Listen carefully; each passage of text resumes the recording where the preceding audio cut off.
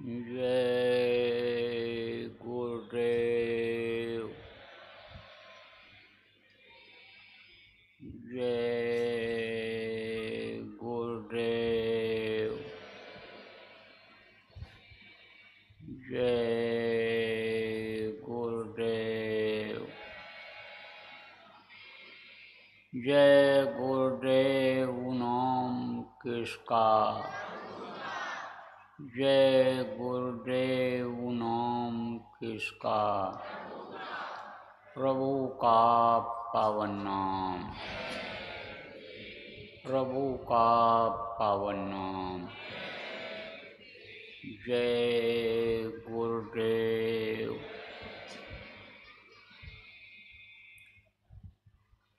सतगुरु शांति वाले तुमको लाखों प्रणाम।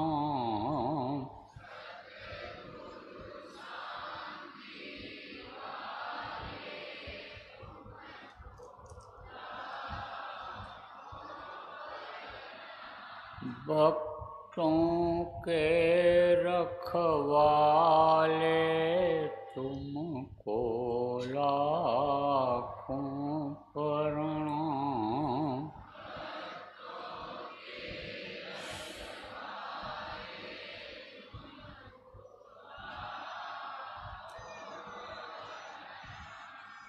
सुतदारा परिवार हैं जितने,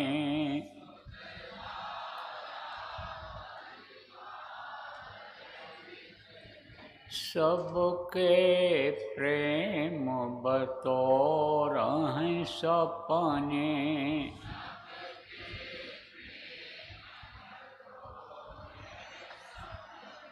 अंत समय कोई नहीं अपने,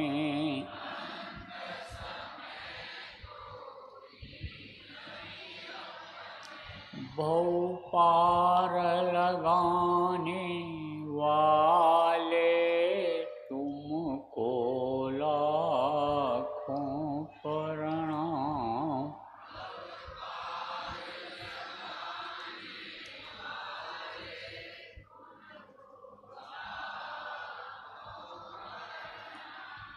भक्तों के रखवाले तुमको लाखों प्रणाम।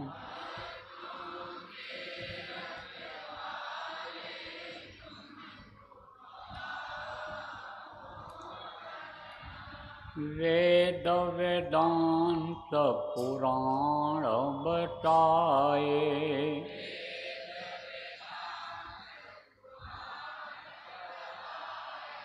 सदाचार सतसंग गहाए।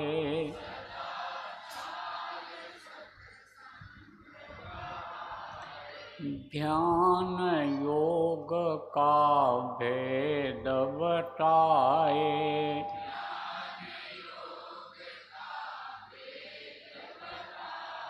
ज्योति जगाने वाले तुमको लाखों प्रणाम।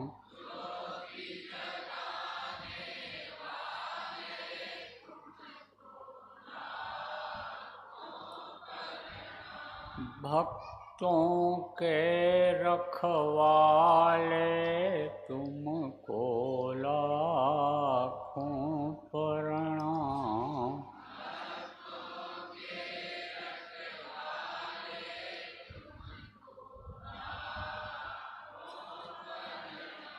भक्तों पर हैं तुम्हारे लोचन,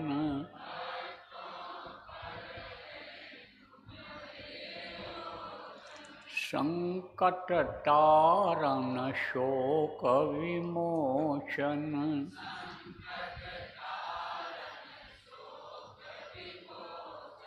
गुरु तुम ही पापों के मोचन,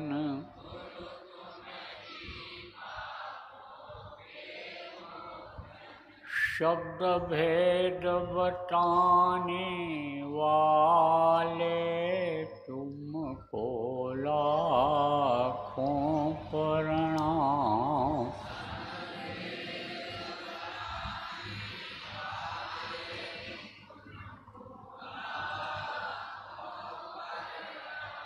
भक्तों के रखवाले तुमको लाखों प्रणाम।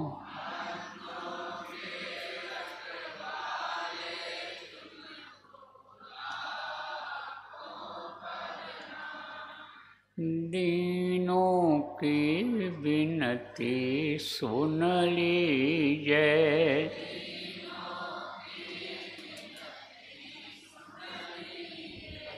किंकर जानी कर कृपा कीजिए।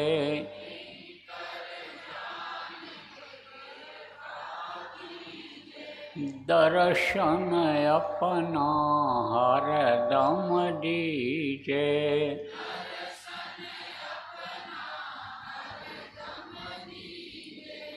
यम त्रास मिटाने वाले तुमको लाखों प्रणाम।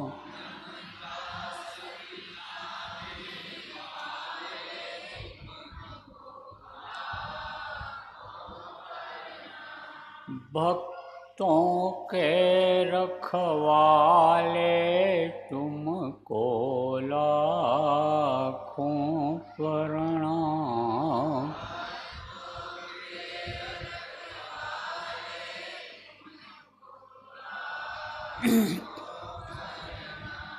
सतगुरु शांति वाले तुमको लाखों प्रणाम।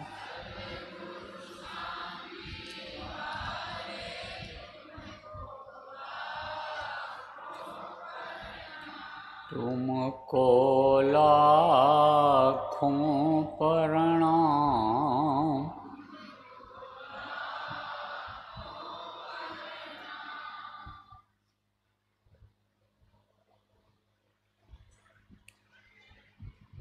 जय गुरुदेव।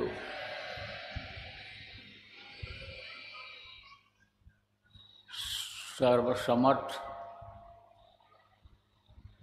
सर्वत्र स्मरणीय परम पूज्य गुरु जी महाराज, उपस्थित सभी सत्संगी धर्म प्रेमी बच्चे एवं बच्चियों, गुरु महाराज की अपार दया हुई, प्रभु की महान अनुकंपा हुई कि आज 10 अक्टूबर 2024 को सायं की बेला में जोधपुर राजस्थान के आप प्रेमियों का सत्संग के माध्यम से दर्शन का अवसर मिला। आपके ऊपर भी कृपा हुई और हमारे ऊपर भी हुई। आपको कुछ सुनने का मौका मिला और मुझे कुछ कहने का। तो दया दोनों तरफ से होती है। दया कैसे मिलती है? ऐसे कोई जेब में से निकाल करके दया नहीं दी जाती। दया की एक धार होती है, दया का एक स्रोत होता है। तो ये जो भी अच्छा काम इस समय पर कलयुग में हो रहा है, वो सब उस प्रभु की दया से ही हो रहा है और तभी आदमी कुछ कर पा रहा है। पहले का समय तो अब रहा नहीं कि पहले तो बराबर नियम लोग बनाए रहते थे। किस चीज़ का, पूजा पाठ का, जो भी जैसा माहौल रहता था, जहाँ कोई रहता था, गांव में हो शहर में हो, जिस भी देवी देवता भगवान को लोग मानते थे, जो भी पूजा पाठ करते थे, उसको हर कोई करता था। बच्चों का संस्कार इसी तरह का बनाया जाता था कि बच्चे जब सुबह उठते धरती माता को प्रणाम करते, माता पिता को प्रणाम करते, दैनिक क्रिया करते, आप पे समझो भगवान का नाम लेते और फिर अन्य काम में लगते थे, तो संस्कार बनता था और वो संस्कार पूरे जीवन तक बना रह जाता था। मैं अपना अनुभव आपको बताऊं, हमारे पिताजी ने जो श्लोक, वंदना, जो भी प्रार्थना बचपन में याद कराया, आज भी याद है। अब उससे क्या हुआ, संस्कार बना। देखो प्रेम, आजकल के बच्चे बिगड़ रहे हैं। आदमी सोचता तो है कि अच्छे स्कूल में पढ़ेंगे बच्चे, फीस ज़्यादा जहाँ होगी वहाँ अच्छी पढ़ाई होती होगी। गांव के लोग सोचते हैं कि शहरों में बच्चे बच्चियाँ जाएंगे तो ये बहुत काबिल हो जाएंगे, लेकिन साथ अगर गलत पड़ गया तो वही बच्चे बिगड़ जाते हैं। आदमी तो सोचता है कि ये कमा करके लाएंगे, हमको खिलाएंगे, ऊंचे ओहदे पर चले जाएंगे, हमारा नाम होगा, हमारे ख़ानदान का नाम होगा, लेकिन वो उल्टा हो जाता है। घर का भी धन संपत्ति बर्बाद कर देते हैं, ऐसा काम कर बैठते हैं कि कुल ख़ानदान की मर्यादा ख़त्म हो जाती है। उसका क्या कारण है? कर्म खराब होने का क्या कारण है? धर्म से हट रहे, चाहे स्त्री हो चाहे पुरुष हो, चाहे बच्चा हो, चाहे राजा हो चाहे रंक हो, चाहे ये किसान हो चाहे व्यापारी कर्मचारी हो, कर्तव्य को नहीं पालन कर पा रहे हैं।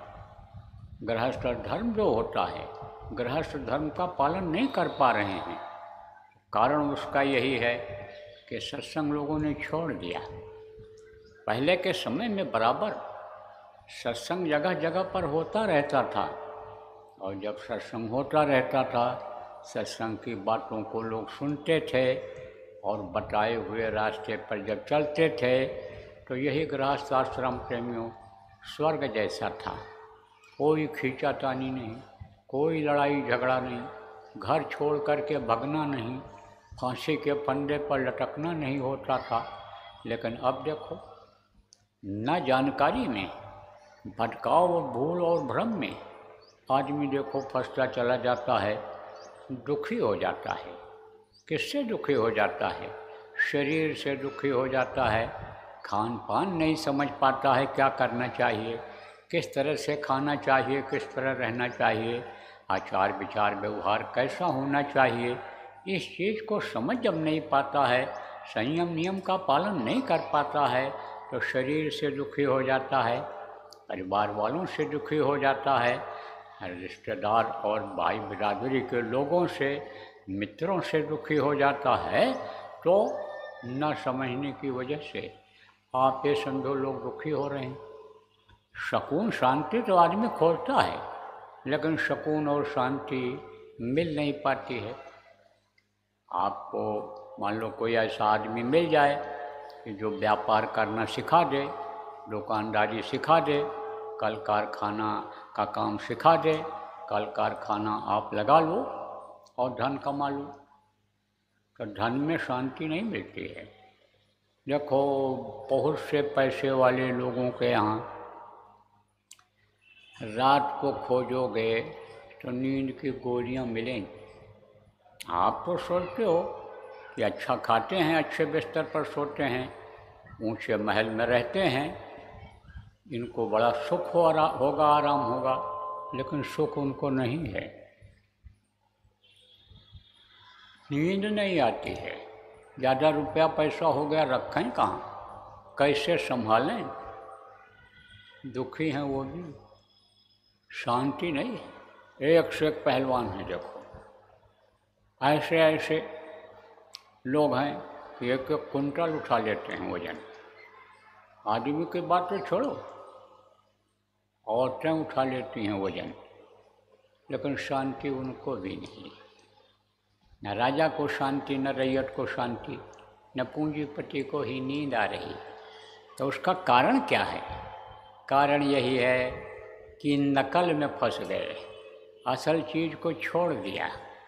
तो जब असल चीज़ छूट जाता है तब आदमी भटकता रहता है। जैसे अपना घर कोई भूल जाए और इधर उधर घर अपना खोजता रहे तो भटक जाता है। जैसे पिता का हाथ, बच्चा मेला देखने के लिए गया और पिता का हाथ छोड़ दिया तो भटक जाता है, फिर भटकता ही रहता है। ऐसे ही सत्संग से जब से लोग दूर हुए, महात्माओं से जब से दूर हुए, भगवान को अगर याद भी करते हैं, स्वार्थ में याद करते हैं, तब से भटकाव हो गया, सब दुखी हो गए। अब उस बात को समझने की ज़रूरत है। फिर ऐसी स्थिति जब आई है, लोगों के कर्म खराब हुए हैं, खान पान चाल चलन लोगों का जब बिगड़ा है, जब आप पे समझो इंसान के खून का प्यासा हुआ है, तब उसके वजह से समय पर जाड़ा गर्मी बरसात में कमी आई है, प्रकृति प्रतिकूल हो गई, कुदरत यानी समझो के खिलाफ हो गई, तो ये जो धन और ये जो जन की हानि हो रही है उसका यही कारण है। एक समय ऐसा था इसी भारत देश में कि किसान अपने खेत में खड़ा होकर के हाथ जोड़ करके पानी मांगता था, बादल बरस जाते थे। आप सोचो वो भी समय था। और आज आप देखो पानी की कमी, देखो कितनी धरती है राजस्थान में। अगर यहाँ पानी बरसने लग जाए, यहाँ पर अगर पानी की सुविधा किसानों को मिल जाए, तो मेरे देश की धरती सोना उगले, उगले हीरा मोती। यह राजस्थान की धरती, आपके प्रदेश की धरती, यही अभी सोना उगलने लग जाए। तो आपको समझने की ज़रूरत है, ये प्रकृति की नाराज़गी है। प्रकृति के खिलाफ आदमी जब से काम करा, तब से ये तकलीफ़ें आने लग गई। मनुष्य अपने कर्म को भूल रहा है, अच्छे बुरे का ज्ञान उसको खत्म हो रहा है, कि जिसके कारण इस मनुष्य शरीर को पाने का मतलब नहीं समझ रहा है, मौत को भूल रहा है, उस प्रभु को ही भूल रहा है। जो सत्य है उसी को इंसान भूल रहा है, असत्य में फंसा हुआ है, भटकाव में फंसा हुआ है।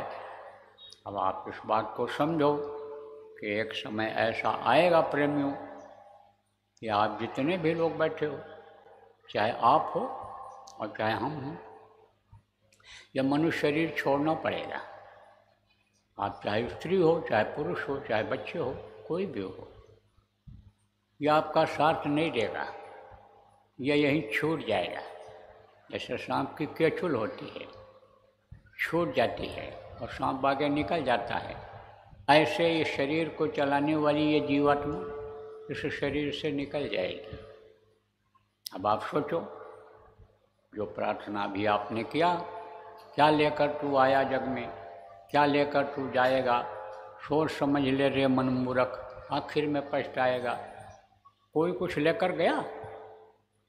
दादाजी चले गए, पिताजी चले गए, काका जी चले गए, रिश्तेदार चले गए, पड़ोसी चले गए, शरीर छोड़ कर के कुछ ले गए? यहाँ की कोई चीज़ नहीं लेकर गए, न यहाँ की कोई चीज़ लेकर गए और न ये शरीर से गए, शरीर भी यहीं छूट जाएगा। अब ये चीज़ अगर समझ में नहीं आया कि मनुष्य शरीर मिला किस काम के लिए है, तो जैसे अन्य लोग खाने पीने और मौज मस्ती में अपने उम्र को ख़त्म कर दे रहे हैं, ऐसे आप भी ख़त्म कर दोगे। लोग तो कहते हैं इसी में सुख है। बहुत से लोग जिनको जानकारी नहीं है, वो तो कहते हैं भाई खाने पीने के लिए ही, बच्चा पैदा करने के लिए, यानी सोने के लिए ये मनुष्य शरीर मिला है। जब इस बात की जानकारी सत्संग से हो जाती है कि बड़े भाग्य मानुष तन पावा, सुर दुर्लभ सतकन तन गावा, देवता इसके लिए तरसते रहते हैं और बड़े भाग्य से यह मिला है। कोट जन्म जब भटका खाया और यह तब यह न तन दुर्लभ पाया, तब उनको जानकारी होती है कि भाई मनुष्य शरीर यह देव दुर्लभ शरीर है।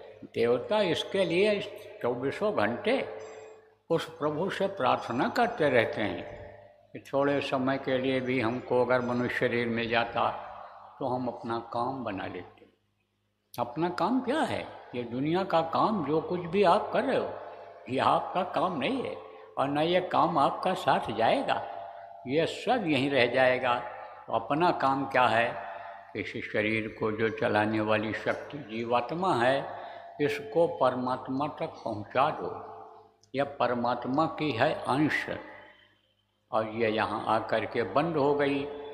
ये एक तरह से मनुष्य शरीर रूपी जेल खाने में बंद हो गई, और ये अब निकल नहीं सकती है। जैसे ऊपर से कोई चीज़ नीचे गिर जाए तो बगैर युक्ति के ऊपर जा नहीं सकता है, वो चीज़ नहीं ऊपर जा सकती है। जब कोई उठाएगा फेंकेगा तब वो पहुंच पाएगा। ऐसे ही ये जीवात्मा नीचे उतार दी गई, प्रभु के स्थान से नीचे आ गई। अब ये एक तरह से अपंग हो गई, ये पहुंच नहीं सकती है। कोई रास्ता बताने वाला मिल जाए, युक्ति बताने वाला मिल जाए, तब तो ये पहुंच सकती है। तो मनुष्य शरीर इसी काम के लिए मिला है। मनुष्य शरीर में ही वो रास्ता है कि इस जीवात्मा को परमात्मा तक पहुंचा दिया जाए, उनकी गोदी में इसको बैठा दिया जाए। वो समुद्र रूपी जो परमात्मा हैं, उसकी जो ये बूंद है, इस बूंद को उसमें मिला दिया जाए। मनुष्य शरीर इसी काम के लिए मिला है, लेकिन न जानकारी में। जैसे पशु और पक्षी आते हैं और खाते हैं, सोते हैं, बच्चा पैदा करते, दुनिया संसार से चले जाते हैं, उसी हिसाब से इंसान भी आप समझो कि चला जाता है। अब आप पे सोचो प्रेमियों कि यह कहाँ लोग सोच रहे हैं कि भाई हमारी उम्र ख़त्म हो रही है, इन चीज़ों को याद करने की ज़रूरत है। ये दिन और रात जो आते हैं, ये उम्र को ख़त्म कर दे रहे हैं। हर इंसान को, हर आदमी को जीने के लिए समय मिला है, सांसों की पूंजी ये मिली है, और जैसे ही ये खर्च हो जाएगा, ये शरीर धड़ाम से गिर जाएगा। कहीं फिर ये इंतज़ार नहीं कोई करेगा कि यह घर पहुंच जाए, बिस्तर पर लेट जाए, या हम यानी बच्चों को सब कुछ बता दें तब हमारा शरीर छूटे। कुछ नहीं, जैसे पूरा होगा बस तैसे यह शरीर छूट जाएगा। अब आप सोचो कि शरीर छूट जाएगा, लेकिन शरीर छूटने के बाद में क्या हाल हो? वही जो इन आँखों से देखते हो कि शरीर जिसका छूट जाता है, जो शरीर मुर्दा हो जाता है, उसको लोग ले जा कर के जला देते हैं या ज़मीन में गाड़ देते हैं, दफना देते हैं। अब जो चीज़ निकली वो कहाँ गई? मान लो ये पिंजरा है मनुष्य शरीर, लेकिन जो पिंजरे में ये पक्षी है बोलने वाला, ये कहाँ गया? यह तो फंस जाता है, जीवात्मा फंस जाती है। कर्मों के अनुसार इसको नरकों में जाना पड़ जाता है। कर्म किसको कहते हैं? आँख से, कान से, मुंह से, आप ये समझो इंद्रियां जो नीचे की तरफ हैं, इनसे आदमी कर्म करता है। हाथ पैर आँख कान मुँह से इनसे आदमी कर्म करता है। तो जैसा कर्म करता है उसको वैसे ही फल मिलता है। अच्छा कर्म करता है तो अच्छा फल मिलता है। धर्म करेगा स्वर्ग वैकुंठ में जाएगा, खराब कर्म करेगा तो नरकों में जाएगा। तो कर्म जो जैसा करता है उसको उसी हिसाब से सज़ा मिल जाती है। उससे कोई चीज़ छिपी नहीं है। का राम झरोखे बैठकर सबका मुजरा ले, जाकी जैसी चाकरी वाको वैसा दे। जिसकी जैसी चाकरी वैसा उसको देता है। हम नरकों में बहुत सज़ा मिलती है, बड़ी मार पड़ती है, बड़ी मार पड़ती है। चिल्लाते हैं नरक के जीव, 100-100 कोस तक आवाज़ जाती है, कोई बचाने वाला नहीं मिलता। और ये एक नरक तो है नहीं, बहुत से नरक हैं, 42 प्रकार के नरक हैं छोटे बड़े मिलाकर, और उसमें 1-2 दिन नहीं रहना पड़ता है। बुरे कर्म तो आदमी करता चला जाता है, जानते हुए भी करता है, कुछ अनजान में भी करते हैं, लेकिन उसका फल क्या मिलेगा ये इंसान नहीं सोच पा रहा है। न जानकारी की वजह से, और जानकारी भी हो जाती है तो इंद्रियों के सुख के लिए बुरे कर्म करता चला जाता है। बहुत दिन तक नरकों में रहना पड़ता है। आप ये समझो 4 युग है, सतयुग, त्रेता, द्वापर और कलयुग। ये चारों युग जब बीत जाते हैं तब एक चौकड़ी होती है, और 72 बार जब चौकड़ी बीतती है तब एक मनवंतर होता है। 14 मनवंतर जब बीतता है तब एक कल्प होता है। तो एक एक कल्प एक एक नरकों में रहना पड़ता है, और वहाँ से जब छुटकारा मिला तब कहाँ आए? 84 में। 84 जानते हो? ये कीड़ा मकोड़ा, सांप, गोजर, बिच्छू, आसमान में उड़ने वाले तरह तरह के पक्षी, जमीन पर चलने वाले घोड़ा, हाथी, गधा, मुर्गा, भैंसा, बकरा, ये सब 84 में आते हैं। मनुष्य शरीर भी 84 में ही है। इन 84 में गाय और बैल की योनि के बाद फिर तब जब मनुष्य शरीर मिलता है तो इसमें आना पड़ता है कर्मों के अनुसार। तो अब आप ये समझ लो कि उसमें बहुत तकलीफ होती है। देखो कुत्ता है, जहाँ जाता है वहीं भगाया जाता है, वहीं मार पड़ती है। आप देखो ये सांप, गोजर, बिच्छू, ये जान बचाते फिरते हैं। आप देखो शेर हमला करता है, लेकिन एक बार हमला कर दिया तो तुरंत नहीं खाता है, देखता रहता है थोड़ी देर। जब देख लेता है गिर गया है तो देख लेता है कि फिर हमारे ऊपर ना हमला कर दे, तब उसको खाता है। जब नहीं उठ पाता हो, बिल्कुल एकदम बेहोश हो जाता है, सब खाता है। तो डरते हैं सब। आप फिर समझो जान बचाते फिरते हैं, तो जान बचाते फिरना पड़ता है। फिर कबहू कृपा कर न तंदेही देते बिन हेर स्नेही। जब उस मालिक की मौज हो जाती है तब वो ये मनुष्य शरीर दिया करता है। तो प्रेमियों, ये आपको बार बार फिर जल्दी मिलने वाला नहीं है। अब आप ये समझो, और इसका कोई ठिकाना नहीं है, भरोसा नहीं है ना। अनि तन बिलसय जैसे जल ओला ओरा।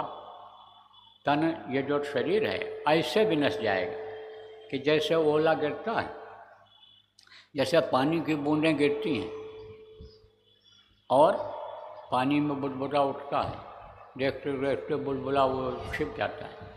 ओला पत्थर गिरता है और देखते देखते ऐसे पिघल जाता है। जब गिरता है तो मजबूत रहता है, सफ़ेद रहता है, लेकिन थोड़ी ही देर के बाद फिर पानी के रंग में आ जाएगा, पिघल जाएगा। ऐसे ये पिघल जाता है शरीर। जग जमजाल करत है जोरा। जमराज तो इंतज़ार कर रहा है कि इस जग से इनका समय पूरा हो तो हम इनको सज़ा दे दें। इस चीज़ को आज के सत्संग में आपको याद रखने की ज़रूरत है। प्रेमियों, अब जिस लिए यह मनुष्य शरीर मिला आपको, वो काम आपका होगा कैसे? किस लिए मनुष्य शरीर मिला? भगवान की प्राप्ति के लिए। तो आप लोग कहोगे भाई हम तो भगवान के भगत हैं, हमको भगवान को मानते हैं। और पूछा जाए आपसे, इतने लोग भी बैठे हो कि आप भगवान को मानते हो, कहोगे हाँ हम धार्मिक हैं, तभी तो हम धर्म कर्म का संदेश सुनने के लिए आए। लेकिन अलग अलग लोगों से पूछा जाए कौन से भगवान को आप मानते हो, तो एक भगवान का नाम आप नहीं बताओगे, तरह तरह का भगवान का नाम आप बताओगे। क्यों? इसलिए बताओगे कि आपको किसी ने वही बताया होगा और उन्हीं को आप याद करते होगे, उन्हीं का पूजा पाठ करते होगे, और श्रद्धा भाव के हिसाब से आपको फायदा भी होता होगा। तो ये जो नाम आप लेते हो, ये किसका नाम है? ये उन महापुरुषों का नाम है जो इस धरती पर समय समय पर आए हैं। बहुत से नाम हैं, कहा ना, केशव करोड़ नाम लाख नाम कृष्ण के। आप समझो तरह तरह से नाम लोगों ने रख दिया। अब जो भी मनुष्य शरीर में आए उन्हीं का नाम रखा गया। जैसे राम भगवान, कृष्ण भगवान इसमें बहुत प्रचलित हैं। तो ये लोग सब मनुष्य शरीर में आए, और मनुष्य शरीर का जो नाम पड़ता है, माता पिता परिजन रखते हैं, वो भगवान का नाम नहीं हुआ करता है। उस प्रभु का, सर्वशक्तिमान अविनाशी का नहीं हुआ करता है। वो नाशवान शरीर का नाम रहता है। नाशवान किसको कहते हैं? जो नष्ट होने वाला रहता है, तो वो इस शरीर का नाम रखते हैं। जो अच्छा काम करता है, मनुष्य से अलग होकर के जो अच्छा काम करता है, उसी को लोग देवता कहते हैं। ये जो देवियाँ काम करती हैं बच्चियाँ, उन्हीं को लोग देवी कहने लग जाते हैं। और उन्हीं के नाम से देखो, जाने के बाद, शरीर छोड़ने के बाद समाधि बन जाती है, तीर्थ स्थान बन जाते हैं, वहाँ मेला लग जाता है। अब जहाँ ज़्यादा लोग जाने लग जाते हैं, लोगों को थोड़ा बहुत भाव भक्ति प्रेम के अनुसार फायदा होने लग जाता है, उन्हीं को लोग भगवान मान लेते हैं। तो ये भगवान जो हैं सो तो हैं ही, आपके हैं तो मान लो, हम मना नहीं करते हैं। लेकिन जब तक असला नाम भगवान का नहीं मालूम होगा, तब तक आप उनको पुकारोगे कैसे और वो मिलेंगे कैसे? तो अब वो नाम होना चाहिए, मालूम होना चाहिए। कौन सा नाम? कि जिसका नाम लेने से भव सागर सूख जाता है। नाम ले तो बहुत सिंधु सुखाही, सुजन विचार करो मन माही। ये जन्म मरण का छुटकारा मिल जाता है। को जन्मते वक्त भी तकलीफ़ होती है और मरते वक्त भी तकलीफ़ होती है। चाहे जो बच्चा जन्म लेता हो, चाहे कीड़े मकोड़े का बच्चा हो, चाहे गाय बैल भैंस ऊँट बकरी का बच्चा हो, और चाहे मनुष्य का बच्चा हो, सब बच्चों को माँ के पेट से निकलते समय तकलीफ़ होती है। अब चूँकि माँ का यानी मनुष्य का बच्चा जोर जोर से रोता है, चिल्लाता है, तब लोगों को मालूम पड़ता है कि भाई कोई तकलीफ़ है, तब रो रहा है। बहुत से लोगों को तो ये भी नहीं मालूम है कि रोता क्यों है। आपको ये भी बता दें क्यों रोता है। जब माँ के पेट में था तो प्रभु का दर्शन मिलता रहता था, बाहर जब निकला दर्शन होना बंद हो गया, तब रोता है। गर्मी ठंडी ये जो लगती है हवा में, गर्मी है, ठंडी के महीने में ठंडी है, नंगे बदन में जब उसके लगता है तो बिच्छू के डंक मारने इतना दर्द करता है, तब वो रोता है। तो मनुष्य का बच्चा जब पैदा होता है रोता है, तब तो पता चल जाता है। मरने वाला जब जोर जोर से चिल्लाता है आदमी कि देखो ये मार रहे हैं, ये काट रहे हैं, ये झुलसा रहे हैं, ये हमको पकड़ के ले जा रहे हैं, ये देखो सांप आ रहा है, ये देखो भैंसा मार रहा है, ये देखो गाय सींग मार रही है, अब वो उनको वही दिखाई पड़ता है और वही बदला लेते हैं। जिनको बकरा को, मुर्गा को, गाय को, भैंस को, भैंसा को मार करके खा गए, जब वो आते हैं सींग मारने लगते हैं, बदला लेने लगते हैं, तो चिल्लाता है। तो जब चिल्लाता है तब पता चलता है कि ये देखो रो रहा है। तो जन्मते वक्त भी तकलीफ़ होती है और मरते वक्त भी तकलीफ़ होती है। तो जन्मने और मरने का ये जो क्रिया है, यह कहाँ है? जिसको भव सागर कहा गया है। यह संसार क्या है? यह भव सागर है। देखो, इसी में मरो, इसी में पैदा हो, इसी में रो, इसी में हंसो, इसी में खाओ, इसी में रोज़ खाओ, रोज़ कमाओ, रोज़ लेट्रिन करके निकाल करके आओ, ये भव सागर है। तो भव सागर पार नहीं हो सकता है। भव सागर से कब पार होगा? जब वो नाम मिलेगा जिसके लिए गोस्वामी जी महाराज ने कहा कि कलयुग केवल नाम आधारा, सुमिर सुमिर नर उतर ही पारा।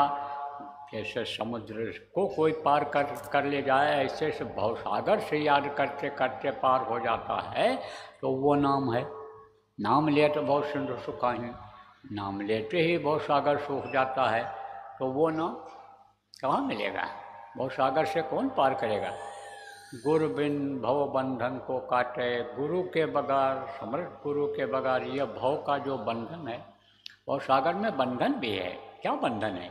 जैसे रोज कमाओ रोज खाओ, पेट ऐसा बना दिया है कि पेट में न डालो, कोई कमा करके दे दे, न डालो पेट में तो समझो कुछ कर नहीं सकते हो, जी नहीं पाओगे। और लेट्रिन अगर नहीं जाओगे, बाहर निकालने नहीं जाओगे तो भी बीमार हो जाओगे, पेट फूल जाएगा, आप ये समझो बड़ा मुश्किल रोग हो जाएगा। तो ऐसा बना दिया। बंधन किसका है? मोह का बंधन, काम का बंधन, आप समझो क्रोध का बंधन, ये सब बंधन है। तो इस बंधन में बंध गए। बंधे तुम गाढ़े बंधनान, पहला बंधन पड़ा दे का, दूसर त्रिया जान। औरत ले आई, अब देख रेख करना जरूरी है। चौथा बंधन पुत्र विचारो, नहीं तीसरा बंधन पुत्र विचारो, चौथा नातीमान, नाती पोता हो गए, अब बंधन हो गया। नहीं थे तब मोह नहीं था, अब हो गए तो मोह हो गया। अब छोड़ पाते हैं? यारे दफ्तर से आए, खेत से आए, नाती को ही पुकारा, पोते को ही पुकारा, कहाँ है, जल्दी से आया, लिपट गया। अब बंधन में बनते, मोह के बंधन में बनते चले गए। आप ये समझो ये सब बंधन है। तो इस बंधन से मुक्ति कैसे होगी? गुरु बिन भव बंधन को काटे। जब गुरु मिल जाते हैं तो इस बंधन को ढीला करने का तरीका बता देते हैं। गुरु जब मिल जाते हैं वो नाम बता देते हैं, जिसके लिए गोस्वामी जी महाराज ने कहा कि नाम रहा संतन आधीना, और संत बिना कोई नाम न चीना। तो ये आराम से बंधन कट जाते हैं। और ये जो मोह माया का बंधन है ये आराम से ढीला हो जाता है, कट जाता है। आदमी जो इस समय पर फंस रहा है, चाहे धन के मोह में हो, चाहे परिवार के मोह में हो, चाहे शरीर के मोह में हो, फिर उसको फिक्र नहीं रह जाती है। वो गुरु पर निर्भर हो जाता है। जब वो ये समझ लेता है, कर्ता करे न कर सके, गुरु करे सो होय, गुरु ही सब कुछ करता है। जब वो ये समझ जाते हैं, धरणी जहलो देखिए तहलो सब विखार, दाता केवल सदगुरु देख न माने हर। जब वो ये समझ जाता है कि वो सब प्रभु के तद्रूप होते हैं, इस धरती पर प्रभु स्वयं आते हैं मनुष्य शरीर में। जब लोग दुखी हो जाते हैं, जब जब होए धर्म की हानि, बढ़े असुर अभिमानी, तब तब धर प्रभु मनुष्य शरीर, वो प्रभु खुद आए हुए। तब वो समझ जाते हैं कि जब प्रभु की शक्ति इनके अंदर में है, ताकत है, तो हमको फिक्र किसी बात की नहीं। तब आदमी अपने कर्तव्य का पालन करता चला जाता है। कर्तव्य का पालन जरूरी है। कर्तव्य का पालन किसको कहते हैं?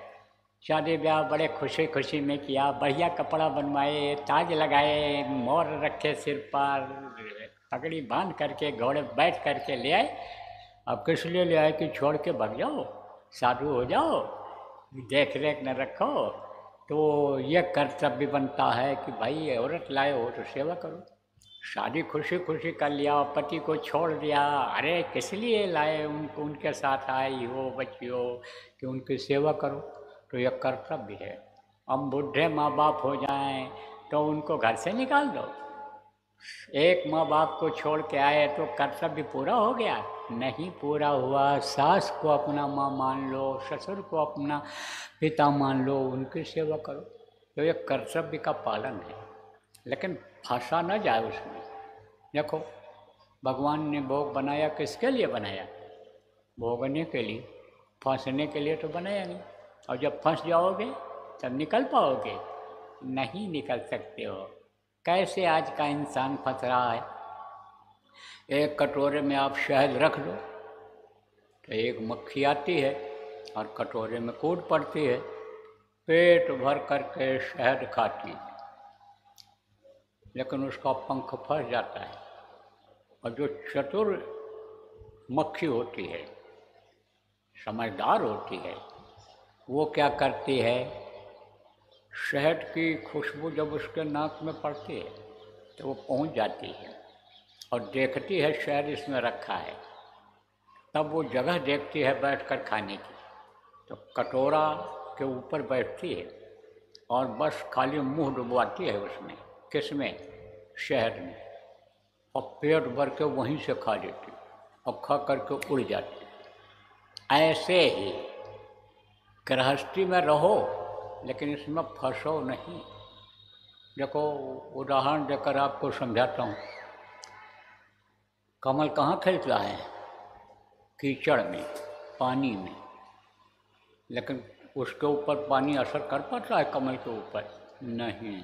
कीचड़ असर कर पाता है? नहीं। अलग रहता है वो, रहता उसी में है, पानी में ही रहेगा, कमल खिलेगा, लेकिन असर नहीं करता है उसके ऊपर, अलग रहेगा वो। आप देखो, काई होती है, मिट्टी के वो पानी के ऊपर, जल के ऊपर लग जाती है। अब उस तालाब में पानी अगर कम है तो काई ऊपर रहेगी, और पानी से उसको भरते जाओ तो काई डूबेगी? नहीं डूबेगी, ऊपर ही रहेगी। और बता दें आप, गुलाब का फूल कहाँ निकलता है? कांटे वाले पौधे में। गुलाब के फूल में कांटे होते हैं, लेकिन कांटे उसका कुछ कर पाते हैं? नहीं कर पाते, सबसे अलग रहता है, कांटों के बीच में ही रहेगा। ऐसे रहो गृहस्थी में ही, इस दुनिया, इस संसार में ही रहो, लेकिन उसमें फंसो नहीं, उससे अलग रहो। आप कहोगे भाई ये बड़ा मुश्किल काम है, और वास्तव में इस समय मुश्किल काम है, लेकिन कोई युक्ति बताने वाला अगर मिल जाए, हमारे गुरु महाराज जैसे संत जो बता करके गए, अगर इनकी उक्ति अगर आप पकड़ लो, समझ लो, तो आप उसी में रहोगे, लेकिन अलग भी रहोगे। भगवान के भजन के लिए कहा जाए, भगवान को याद करने के लिए कहा जाए, माला जपने के लिए, आपको ध्यान लगाने के लिए कहा जाए, तो कहोगे भाई मन नहीं लगता है, अभी यहाँ बैठा दें तो बैठ तो जाओगे 1 घंटा, लेकिन कहा जाए कुछ दिखाई सुनाई पड़ा, भगवान का दर्शन हुआ, कहोगे नहीं। क्यों नहीं हुआ? पूछा जाए क्यों नहीं हुआ तो कहोगे मन ही नहीं लगा भगवान की ओर, इधर उधर भटका रहा। कहाँ भटका रहा? जहाँ मन लगा हुआ रहता है उधर ही ले जाता है। तो रहो इसी दुनिया संसार में। 24 घंटा समय जो आपको जीने का रोज का मिला है, उस 24 घंटे में से आप 2 घंटे का समय निकाल लो भगवान को याद करने के लिए। और भगवान को जब याद करो तब आप दुनिया को बिल्कुल भूल जाओ। जैसा दुनिया के काम में इस समय भगवान को भूल रहे हो, प्रभु को भूल रहे हो, ऐसे इस दुनिया के काम को भूल जाओ, अपने शरीर को भूल जाओ।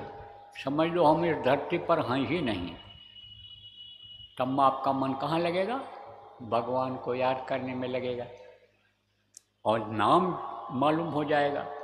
कलयुग केवल नाम आधारा। कौन सा नाम ऐसा है कि जिसको याद करने से आप पे समझो भवसागर सूख जाएगा, पार हो जाओगे भवसागर से, दोबारा जन्म न मरना नहीं पड़ेगा।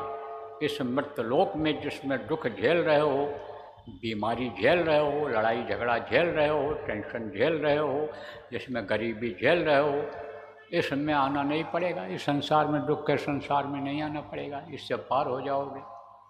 तो वो नाम मालूम हो जाए और उस नाम से उस मालिक को पुकारने लग जाओ।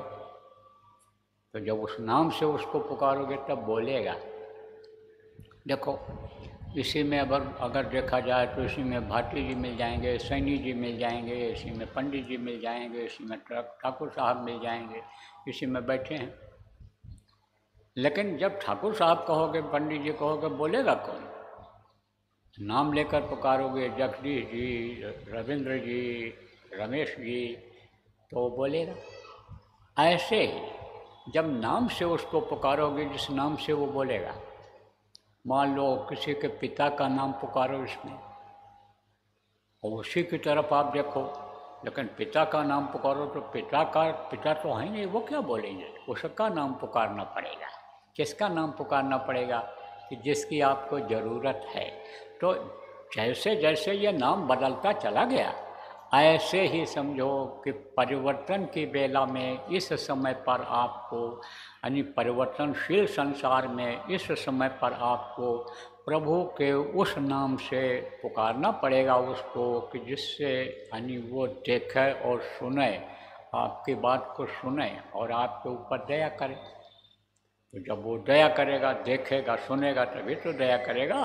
नहीं तो चिल्लाते रहो, न देखा न सुना तो चिल्लाना बेकार हो जाएगा आपका। और उसने अगर सुन लिया, उसका दर्शन अगर आपको हो गया, प्रभु अगर मिल गया, तो दुनिया किसकी बनाई हुई है? उसी की, जिसको आप भगवान कहते हो। तो दुनिया बनाने वाला जब मिल जाएगा, तब दुनिया की किसी भी चीज़ के लिए आपको रोना धोना तरसना रहेगा? नहीं रहेगा। तो फिर तो जो इच्छा कीन्ही मन माही, हर प्रताप का दुर्लभ नाही। जिस चीज़ की आदमी इच्छा करता था उसकी वो इच्छा पूरी हो जाती थी। सकल पदार्थ है जग में, सब कुछ मिल जाएगा, लेकिन कर्म करोगे जब तब मिलेगा। तो उससे मिलने का कर्म करो, उसको याद करने का कर्म करो, तब तो वो मिलेगा। तब कहोगे भाई कहाँ खोजें, उसको कहाँ खोजें? उसको कहीं खोजने की ज़रूरत नहीं है। मुझको कहाँ ढूंढो बंदे, मैं तो तेरे पास में, वो सबके अंदर में। मीराबाई ने बच्चियों देखो कहा, घट घट मेरा साइयाँ, सूनी सेज न कोय, बलिहारी व घट का, जा घट प्रगट होए। उसने कहा किसी की सूनी सेज नहीं है, सबके अंदर में घट में यानी वो विराज रहा है। वो प्रीतम पिता परमेश्वर जिसको कहा गया वो सबके अंदर में। कहा ना, कस्तूरी कुंडल बसे मृग ढूंढे बनमाई, ऐसे घट घट राम हैं दुनिया देखत नहीं। घट घट में वो विराज रहा है, सबके घट में वो है, लेकिन दिखाई को नहीं पड़ता है। जो तिल माही तेल है, जो चकमक में आग, तेरा साईं तुझ में जान सके सो जान। एक ही बात है। यह उदाहरण देकर इसलिए समझाता हूँ कि कहीं यह न सोचो बाबा अपने मन से सब बात बता रहे हैं, इसलिए प्रमाण दे करके आपको समझाता हूँ। तो वो घट घट में है, सुनी सेज किसी की नहीं है, लेकिन वो दिखाई को नहीं पड़ता है। दिखाई इसलिए नहीं पड़ता है कि इन आँखों से देखा ही नहीं जा सकता है, उसकी आवाज़ को नहीं सुनाई पड़ती है, इन कानों से सुनाई नहीं पड़ सकता। अभी आपके किनारे यहीं पटाखा खूब तेज फोड़ दिया जाए तो कान का पर्दा फट जाता है ये। और वो आवाज़ जो हमेशा हो रही है, बहुत तेज आवाज़, उसको कैसे बर्दाश्त कर पाओगे? सूरज की रोशनी देखो धीमी हो गई, लेकिन इस समय अगर आप सूरज को इससे थोड़ी देर तक देखते रहो तो आँखों के सामने अंधेरा हो जाएगा, रोशनी आपकी कम हो जाएगी। तो जब इस सूरज को आप नहीं देख पा रहे हो तो कोटिन सूरज चांद सितारे रोम रोम में करें उजारे। करोड़ों चांद सितारे और सूरज उसके रोम रोम में प्रकाशित हो रहे हैं, तो कहाँ से देख पाओगे इन आँखों से? बाहरी आँखों से नहीं देख सकते हो, किससे दिखाई पड़ेगा? वो उगरह विमल विलोचन ही के, उघरह विमल विलोचन ही के, मिटह दोष दुख भव रजनी के, सूझे रामचरित मणिमाणिक। गुप्त प्रकट ज्ञान जो गोस्वामी जी महाराज ने कहा कि जब वो अंदर वाली आँख खुलेगी, जो जीवात्मा की आँख है वो जब खुलेगी, तब राम का चरित्र जो मानस में हो रहा है वो दिखाई पड़ेगा। आज रामलीला रासलीला जो लोग करते हैं, वो रामलीला रासलीला क्या है? वो तो रामलीला रासलीला पहले कभी लोगों ने देखा किया होगा, उसी की नकल करते चले आ रहे हैं। तो ना तो वो कपड़ा है जो वो देवता पहनते थे, और ना वो चीज़ें हैं, ना वो रंग रूप है, वो तो बदलता चला जा रहा है। कोई भले राम बन करके बैठ जाए, कृष्ण बन करके, हनुमान बन करके मनुष्य बन जाए, बैठ जाए, उसका फोटो खींच जाए और रामलीला में पार्ट अदा कर दे, उसको लोग सम्मान देने लगे, पैर छूने लगे, लेकिन वो तो हो नहीं सकते, वो तो नहीं हो सकते वो जो थे। तो ये रामलीला रासलीला जो हो रही है यहाँ पर लोग करते हैं, वो तो वहाँ हमेशा होती रहती, हमेशा। तब वो राम का चरित्र जो अंदर में हो रहा है वो दिखाई पड़ेगा। कब? कि जब दिव्य दृष्टि खुलेगी। तो कहोगे भाई दिव्य दृष्टि तो किसी किसी के होगी। अरे किसी किसी के लिए सबके है। अब कहोगे कुत्ता बिल्ली कीड़ा मकोड़ा में भी है, हाथी घोड़ा में भी है? नहीं, केवल मनुष्य शरीर में दिव्य दृष्टि है। इसीलिए यह साधना का घर, पूजा का मंदिर बड़े भाग्य से मिला है। साधन धाम मोक्ष का द्वारा, मुक्ति मोक्ष का दरवाजा इसी में है। अब कहोगे भाई मुक्ति मोक्ष किसको कहते हैं? देखो, ये शरीर जब छूट जाता है तो शमशान घाट पर ले जाते हैं जलाने के लिए, जहाँ लिखा रहता है मुक्ति धाम मोक्ष धाम। 2 दिन लग जाए जलाने में, कोई दिक्कत आ जाए तो कोई घर वापस लाता है? नहीं लाता है। तो जहाँ से वापस न लाना हो वो मुक्ति वाली जगह होती है। ऐसे ये जीवात्मा जब अपने पिता के पास, परमेश्वर के पास, अपने घर, अपने लोक में पहुंच जाती है, तब ये वापस नहीं आती है। तो मुक्ति मोक्ष का दरवाज़ा इसी मनुष्य शरीर में ही है। अब वो मुक्ति मोक्ष का दरवाज़ा जिस पर गंदगी लगी हुई है, कर्मों की गंदगी कई जन्मों की, वो साफ कैसे होगी? गुरु बिन मैलो मन को धोई। जब गुरु मिलते हैं तब उसकी धुलाई सफाई होती है। तो प्रेमियों, आप जो गुरु महाराज के नामदानी हो, आप भाग्यशाली हो कि गुरु महाराज जैसे समर्थ गुरु मिले, जो ये कहा करते थे मैं धोबी हूँ, लेकिन जात का कपड़ा धोने वाला धोबी नहीं हूँ, मैं मन चित्त बुद्धि अंतःकरण का धोने वाला धोबी हूँ।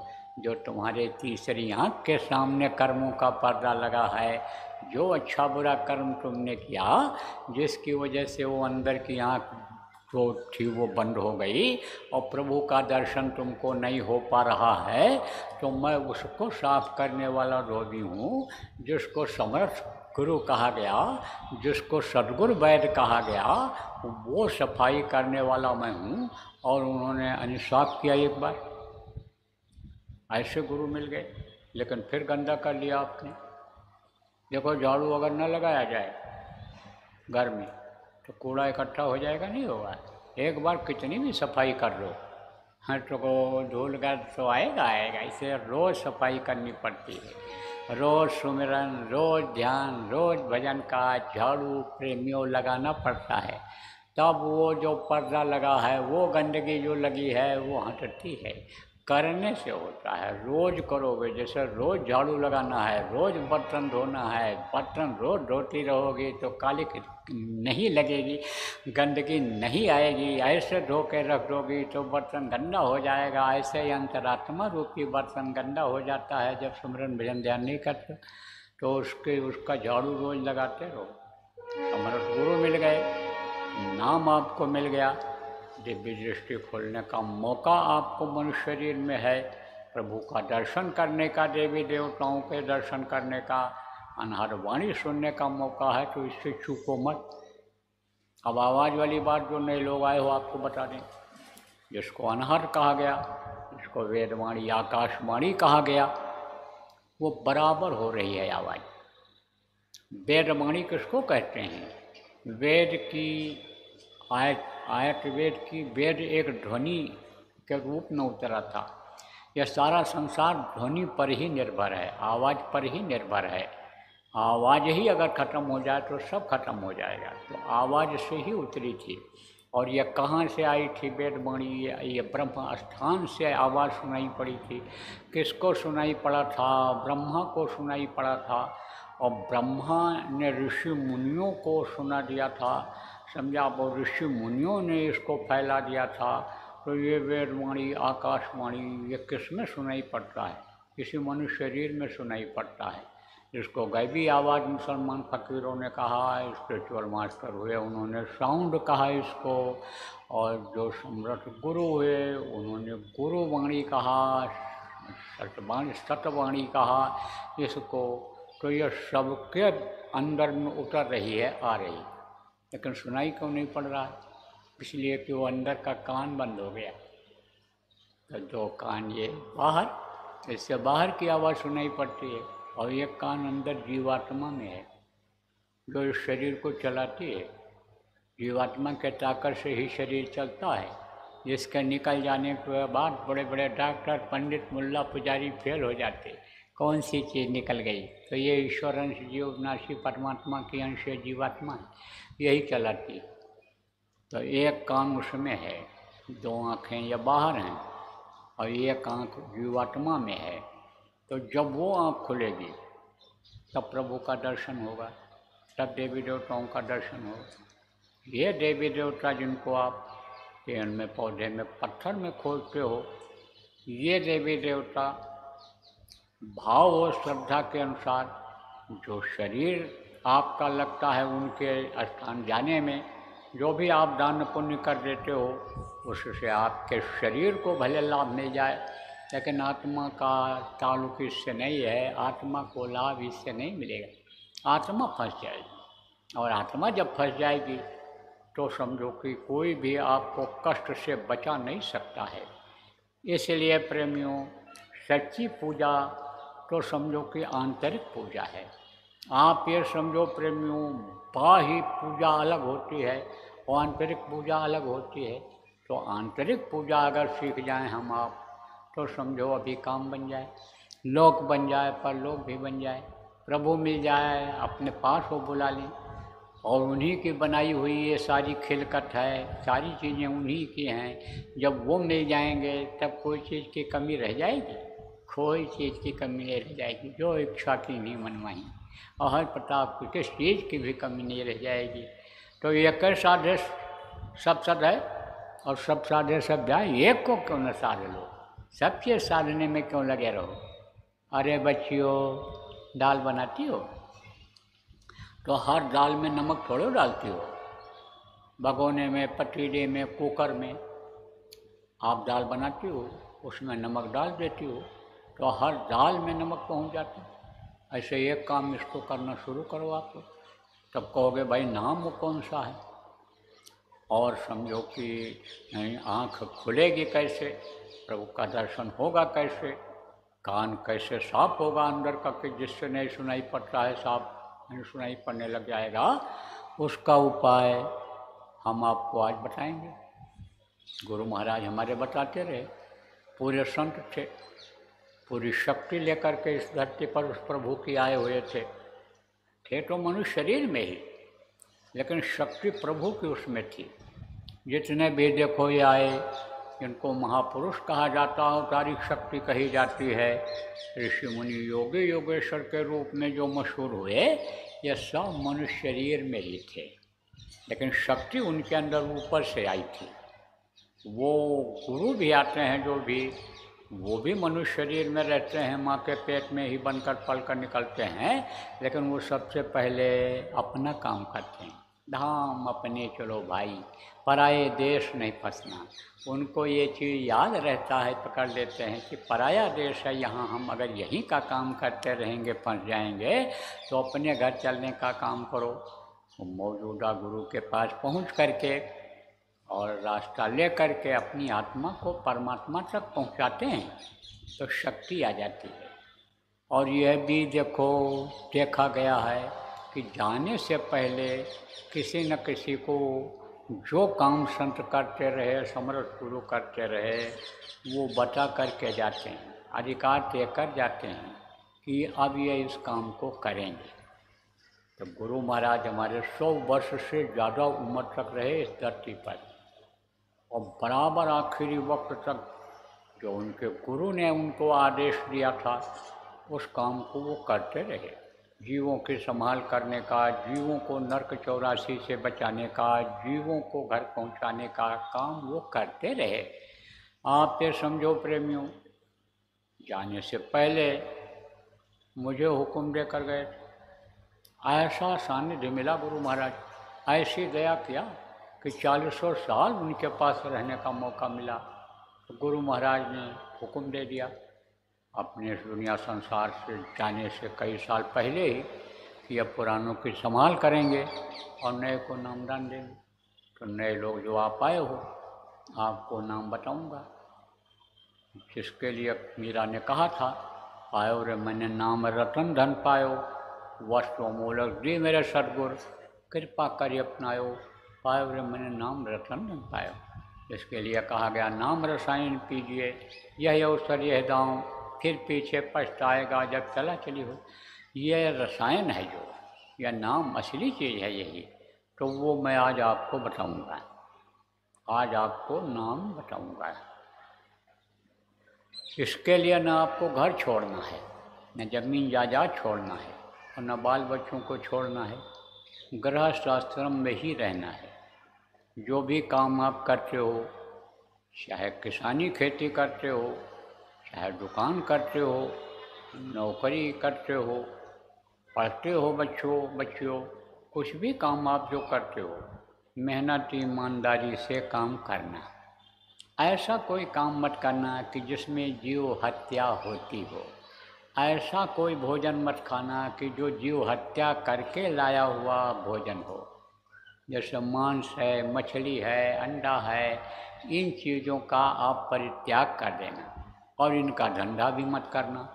और अगर कोई आप धंधा करते हो, व्यापार करते हो, बंद कर दो, दूसरा काम शुरू कर दो।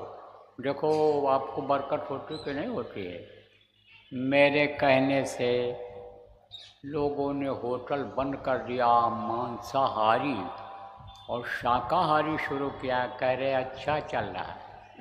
जब समझ में आ गया कि जीव हत्या करना बहुत बड़ा पाप है, जिसको हम यानी बना नहीं सकते हैं, उसको बिगाड़ने के हकदार नहीं हैं, और अगर हम बिगाड़ेंगे तो हमको सज़ा मिलेगी।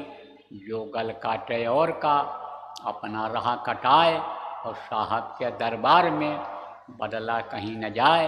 एक दिन हमको बदला देना पड़ेगा। जिसका गला हम काटते हैं, हमारा भी गला काटा जाएगा, हमारा भी हाथ पैर काटा जाएगा, हमारा भी खून बहेगा। जैसे उसको तकलीफ़ होती है, तड़पता है, ऐसे हमको भी तड़पना पड़ेगा। तो अंडे की ट्रे ऐसे लोगों ने फेंक दिया और साग सब्जी बेचने लगे। कोई दूध बेचने लग गया जो मुर्गी का अंडा बेचता था। और देखो कह रहे हैं बहुत अच्छी कमाई हो रही। कहते थे कमाई होती भी थी, लेकिन बरकत नहीं मिलती थी, सुकून नहीं मिलता था। आए दिन पैसा खर्च हो जाता था बीमारी में। आए दिन जो है बच्चे के यानी बच्चा बिगड़ गया, बच्चा खर्च कर देता था, चुरा के ले जाता था। बचत नहीं होती थी, अब बचत होने लगी। अंडा बच्चे को खिलाते थे, अंडा खिलाना बंद किया, उसका भी दिल दिमाग बुद्धि सही रहने लग गया, तो बहुत लोगों को फ़ायदा हुआ। तो आप लोग को अगर मान लो ये धंधा करते हो तो बंद कर देना। कोई भी जीव हत्या का काम मत करना। बाकी जो मेहनत ईमानदारी से काम करोगे, गुरु के दया से उसमें आपको बरकत मिलेगी। बरकत किसको कहते हैं? खाने खर्चे से कुछ बच भी जाए तो कहते हैं बरकत मिल गई। और बरकत छीनना किसको कहते हैं? बहुत कमाते हैं, पूरा ही नहीं पड़ता है, हाय हत्या लगी रहती है, तो कहते हैं बरकत इनकी छीन गई। और गए थे ना घूमने के लिए, कौन? अकबर बादशाह जंगल में। तो देखा एक बुढ़िया, प्यास लगी तो देखा एक बुढ़िया अनार बेच रही है। तो कहा कि अनार का रस निकाल के पिलाओ। पिला दिया उसने। पूछे कितना पैसा हुआ? उसने कहा 1 आना। अरे बोले 1 आना? अरे तो बहुत अनार है इसके यहाँ, देखो कितने अनार लगे हैं, तो माला माल हो जाएगी, बड़ी कमाई है अनार में। तो वहाँ जब पहुँचे अपने दरबार में तो टैक्स लगा दिया अनार के ऊपर। तो दूसरे साल फिर गए, घूमते हुए वेश बदल करके राजा ऐसे घूमते रहते थे, हालचाल प्रजा का लेते रहते थे। तो फिर गए तो याद आया कि अनार उसने तोड़ा था, खूब रस निकला था, एक ही अनार में 1 गिलास रस निकला और बहुत मीठा था, चलकर पीना चाहिए। तो गए तो बुढ़िया से कहा अनार पिलाओ। तो बुढ़िया ने 3 अनार तोड़ा और रस निकाला तो भी कुछ कम रह गया। तो बादशाह ने कहा पिछले साल जब मैं आया था तब तुमने एक ही अनार तोड़ा, उसी से गिलास भर गया था। आपकी बार 3 अनार तोड़ा लेकिन तो भी खाली रह गया, तो ऐसा क्यों? तो बुढ़िया बादशाह को पहचानती तो थी नहीं, बोली कि इस राज्य के राजा की, बादशाह की नीयत खराब हो गई। वो हम गरीबों से टैक्स लेने लग गया, उसका बड़े बड़े टैक्स से पेट नहीं भरा, तो गरीबों के पेट पर उसने लात मारा। तो कुदरत ने बरकत बंद कर दिया, बरकत बंद कर दिया उसने। तो अब आप ये समझो, इसको कहते हैं बरकत, कि 1 गिलास में यानी 1 अनार में 1 गिलास भर जाए और 3 अनार में आप समझो गिलास न भरे, तो उसमें बरकत समझो छिन गई। तो बरकत मिल जाएगी। जब अच्छा काम करोगे तो उसमें बरकत मिल जाएगी। मेहनत और ईमानदारी सब जगह काम आती है। यह मनुष्य का आभूषण है कि जो मनुष्य इस वक्त पर छोड़ दे रहा है, इसीलिए कर्महीन हो रहा है, कर्मठता खत्म हो रही है। कर्म जब आदमी नहीं कर पाता है तब उसको कोई चीज़ नहीं मिलती है। नहीं तो सकल पदार्थ है जग माही, सब कुछ इस संसार में, लेकिन कर्महीन नर पावत नहीं। कर्म जो नहीं करता उसको नहीं मिलता। तो कर्म ये जो शरीर की रक्षा का, बच्चों की देख रेख का, परिवार को चलाने का जो आप काम करते हो, ये बराबर करते रहना। लेकिन 22 घंटा इसमें समय देना, 2 घंटा अपने आत्मा के कल्याण के लिए समय आप दे देना। अब आपको नाम बताऊंगा। कौन सा नाम? ध्वन्यात्मक नाम, शब्द भेदी नाम जिसको कहा गया, वो नाम आपको बताऊंगा। तो आप कुछ लोग जो पहली बार आए हो, इस चीज़ को पहली बार सुन रहे होगे कि भाई शब्द भेदी नाम कोई होता है। शब्द से वो जुड़ा हुआ होता है, शब्द ही से सारा संसार बना है। अन्नपिंड ब्राह्मण देवी देवता सब शब्द से ही जुड़े हुए हैं। और इन लोगों के बहुत बड़े बड़े लोग ये सब शब्द से जुड़े हुए हैं। और शब्द ही खिंच जाता है, वही आवाज़ ही खिंच जाती है, तो कुछ नहीं बचता है। ये देवी देवता के बहुत बड़े बड़े लोग, ये स्वर्ग और वैकुंठ जिसको कहते हो, ये बड़े बड़े लोग शब्द के खिंचते ही ऐसे चटाई की तरह से सिमट जाते हैं। तो शब्द ही यानी सब कुछ है। वो शब्द रूपी नाम आपको बताऊंगा। शब्द ध्वन्यात्मक नाम जिसको कहा गया वो आपको बताया जाएगा। और एक नाम होता है मुँह से लेने वाला। तो जैसा मैंने आपको बताया, ये जो मुँह से लेने वाले नाम जितने भगवान का आप लोग लेते हो, यह है वर्णात्मक नाम। यह आदमी इंसान के शरीर का नाम होता है। जैसे राम भगवान थे, राम भगवान का नाम, कृष्ण भगवान जैसे थे, महावीर भगवान जैसे थे, बुद्ध भगवान जैसे, यह उनका नाम है। आप ये समझो, ईसा मूसा ये सब जो है, ये सब शरीर का नाम है। तो ये यानी वर्णात्मक नाम है। ये नाम किस काम आता है? वर्णात्मक नाम का संबंध चूँकि शरीर से है, इसलिए इससे शरीर की रक्षा हो पाती, शरीर का ही कोई काम हो पाता है। और आत्मा का काम ध्वन्यात्मक नाम से होता है, क्योंकि आत्मा भी शब्द से ही जुड़ी हुई है, शब्द रूप में ही है। देखो आवाज़ आती है कब? जब बादल गरजते हैं, तो जब आवाज़ आती है तो आवाज़ को आप देख नहीं पाते हो, आवाज़ को देख नहीं पाते हो। और आवाज़ के बाद में क्या होता है? चमक होती है, प्रकाश होता है। तो प्रकाश को तो आप देखते हो, लेकिन ये नहीं समझ पाते हो कि ये आवाज़ वहीं से निकली है जहाँ से ये रोशनी निकली है, प्रकाश निकला है। तो आवाज़ ही ये यानी आत्मा है, आवाज़ ही है ये एक तरह से। इसीलिए इसको कोई देख नहीं पाता, इन बारियों को नहीं देख सकता कोई। तो आप ये समझो कि ये ध्वन्यात्मक नाम है 5, जो आपको अभी बताऊंगा। अब जिसका नाम होता है उसका रूप भी होता है, उसका स्थान होता है, उसकी होती है आवाज़। जैसे आपका नाम है और आपका रूप ये चेहरा है, और आप कहीं रहते हो, आपका स्थान है। ऐसे ही इस समय पर यह 5 धनी हैं।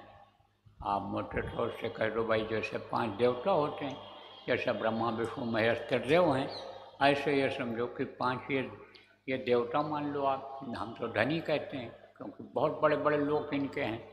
और ये देवी देवताओं के ब्रह्मा विष्णु महेश, उनकी माँ आद्या, उनके पिता यानी उनकी आद्या यानी माँ के लोक से ये बड़े बड़े लोक हैं। ब्रह्मा विष्णु महेश के जो स्वर्ग और वैकुंठ जिसको कहा गया, इनसे बड़े बड़े लोक हैं ये। तो उन लोगों के ये मालिक हैं। तो रुपया पैसा जिसके पास रहता है, मालिक रहता है, उसको धनी कहते हैं। तो हम लोग इनको धनी कहते हैं। तो ये 5 धनी हैं। इनके पास तो भंडार भरा है, भंडार भरा है, जो इच्छा की नहीं बनवाई। वहाँ पहुँच जाओ तो जिस चीज़ की इच्छा करो वो चीज़ हाजिर है। लेकिन आप देखो कि कहते हैं कि हलवाई मिठाई नहीं खाता है। कारण क्या है? मन भरा रहता है। जो भी चाहे वो मिठाई उठा के खाए, कोई कमी रहती है। ऐसे ही वहाँ जब पहुँच जाते हैं तो इच्छा भर जाती है, सारी इच्छाएं पूरी हो जाती हैं। उन लोगों में आत्मा के पहुँचने पर सारी इच्छाएं पूरी हो जाती हैं। तो आपको मैं बताऊंगा कि जिनका नाम होता है उनका रूप होता है। ये 5 नाम है, इनका रूप है, चेहरा है।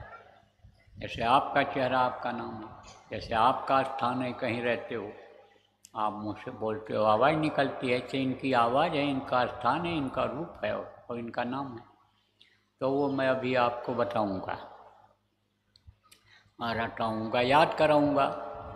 जितना भी आप याद कर सको याद कर लो, जो ना याद हो पावे उसका लिखा हुआ कागज़ यहीं पर ले लेना।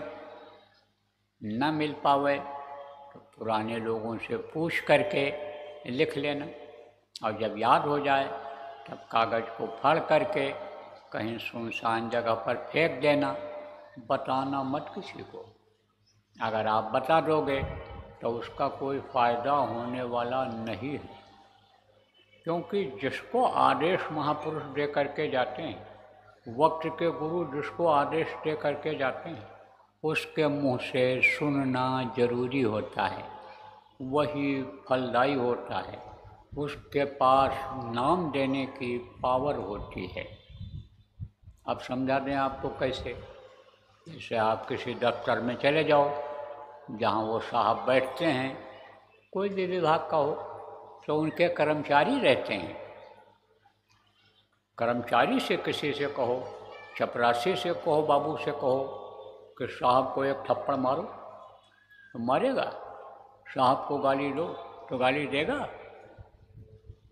और साहब ने अगर कह दिया थप्पड़ लगाओ इसको, तब कोई गिनेगा कि 1 मार रहे हैं कि 2 मार रहे हैं कि 4 मार रहे हैं? देर चलाकर पड़ने लग जाएगा। आप जैसा वो भी आदमी ही है, हड्डी मांस का शरीर उसका भी है, अधिकारी का। और वही बात जो आप बोले, वही बात वो भी बोले, अधिकारी भी, और आपके बातों की कोई कीमत नहीं रही और उनके बातों की कीमत लगाया लोगों ने।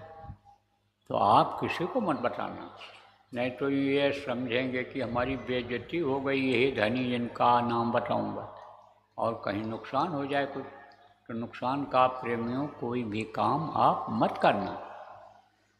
तो आँख से देखने को ध्यान कहते हैं और कान से सुनने को भजन कहते हैं। तो वो मैं अभी आपको बताऊंगा, कराऊंगा भी थोड़ी देर।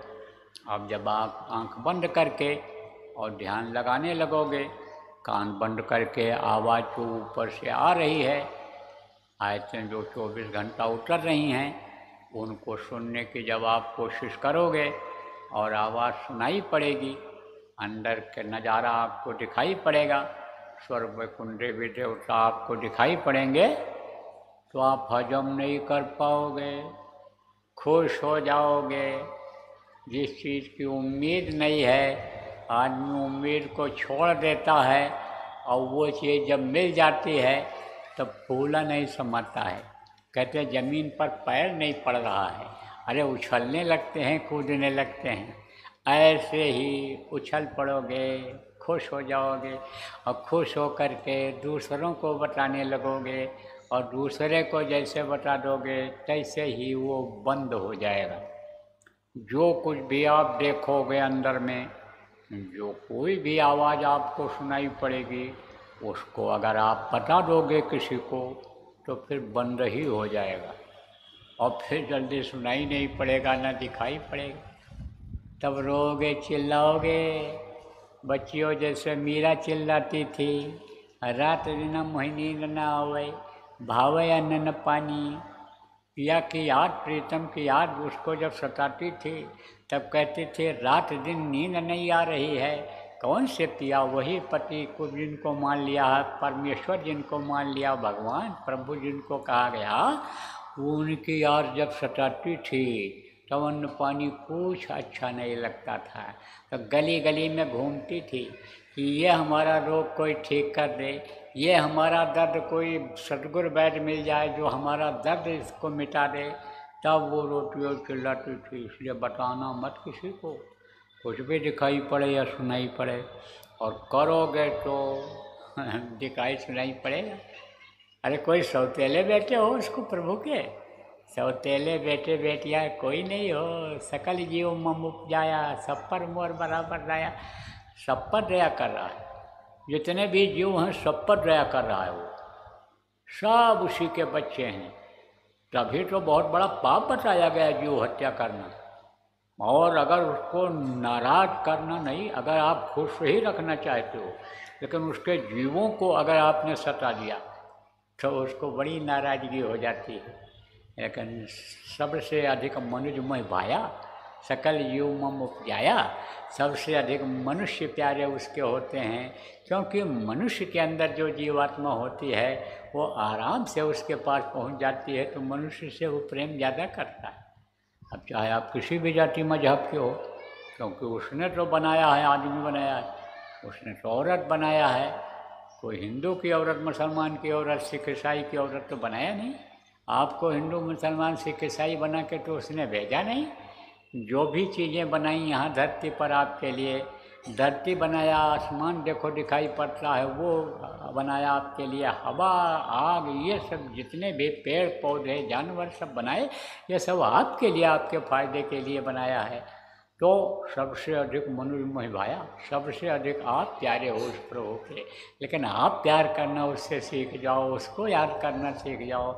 और ये नाम जो आज आपको बताएंगे, इस नाम से अगर उसको याद करोगे तो वो आपको देखेगा और आपकी तकलीफ़ों को सबसे पहले दूर करेगा, कि जिससे आप इसमें न फंसे रह जाओ। यही चीज़ें तकलीफ़ ही न याद रह जाएं आपको। सिर दर्द, पैर दर्द, बच्चों का तकलीफ़, ये दूर करेगा। और उसके बाद में जब ज़्यादा तड़प जग जाएगी तो वो मिल जाएगा। जीते जी मिलता है, मरने के बाद आज तक भगवान न किसी को मिला न मिलेगा।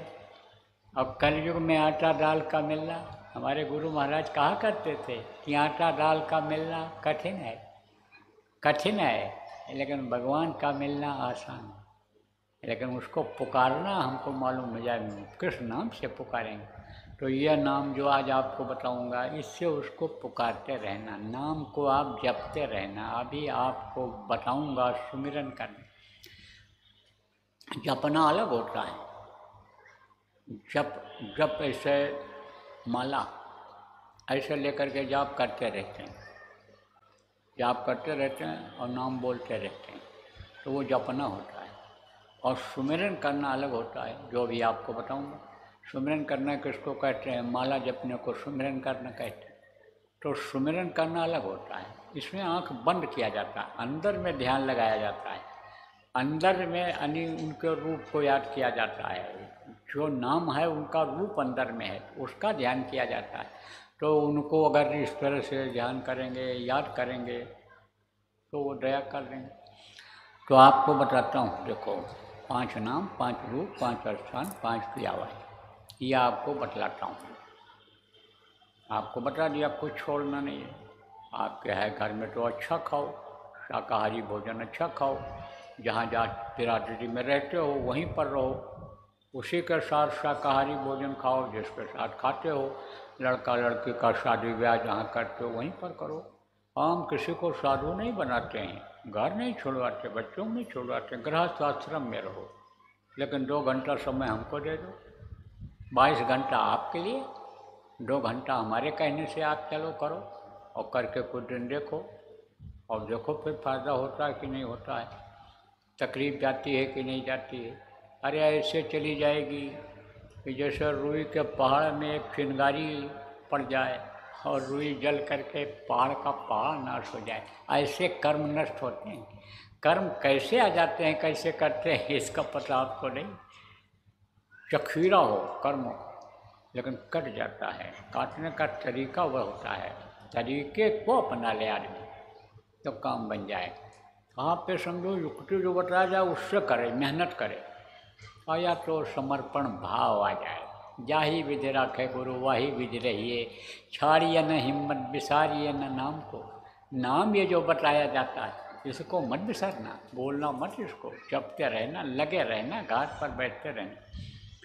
तो देखो प्रेमियों, नामदान आपको देता हूँ, लेकिन कोई भी अब आज से मांस मछली अंडा का सेवन आप मत करना। ऐसे नशे का सेवन मत करना कि जिससे आदमी होश में नहीं रह जाता है, बुरा से बुरा कर्म इस शरीर से कर डालता है। तो ऐसा तेज नशे का सेवन मत करना। तेज नशे में क्या चीज़ आती है? शराब आती है। ये आप समझो अफीम, गांजा, ताड़ी, भांग, कोकीन, ये जो तरह तरह के नशे चल गए, नशे की गोलियां बना दिया उन चीज़ों का लोगों ने, तो उसका सेवन आप मत करना। कोई जड़ी बूटी हो जिसमें नशा हो, तेज नशा हो, जो माँ बहन बहू बेटी की पहचान खत्म करे, वो नशे का सेवन आप मत करना। बाकी छूट है, हजम कर सको तो 4 रोटी की जगह 40 रोटी खा लो, छूट है हमारी तरफ। थाली भर चावल की जगह 18 भर खा लो, बाल्टी भर खीर पी लो, लेकिन हजम कर सको तब। और नहीं तो 1 रोटी का भूख रख करके खाओ। थोड़ा खाना, न मरना न मिटाना, शरीर चलता रहे। और बुढ़ों के लिए तो ये अच्छा खासा याद करने का विषय है, क्योंकि बुढ़ापे में यह हाजमा कमज़ोर हो जाता है। इसलिए थोड़ा ही इधर उधर का ठंडी गर्मी का असर हो गया, थोड़ा ही अगर कहीं ज़्यादा हो गया, पच हो गया, तो तकलीफ़ देने लगता है। अब जवान लोग कहोगे भाई बुढ़ापा क्या चीज़ होती है? अरे हम भी सोचते थे जब जवान थे, अब पता चल रहा है बुढ़ापा क्या होती है। तुम्हारी भी आएगी भैया, इसलिए आप समझो इस बात। तो आपको नामदान देता हूँ, बैठो। जिन लोगों को नामदान मिल गया है आप लोग दोहरा लो, और जिनको नहीं मिला है आप नामदान नए लोग ले लो। बैठ जाओ। जो जो नाम मैं बोलूँगा आप बोलना। जब मैं बोलना बंद कर दूँगा तो आप भी बोलना बंद कर देना, फिर आपको समझाऊँगा।